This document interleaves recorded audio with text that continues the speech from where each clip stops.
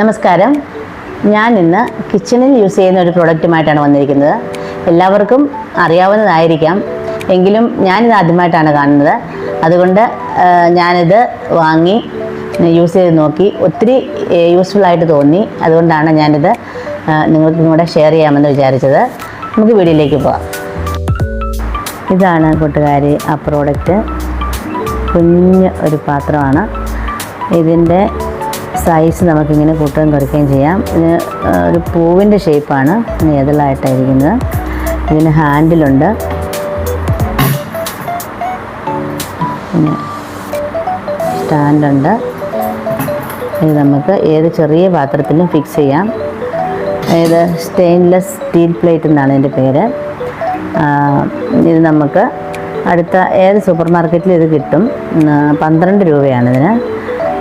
പിന്നെ അറിയാത്തവർക്കാണ് കേട്ടോ ഇത്.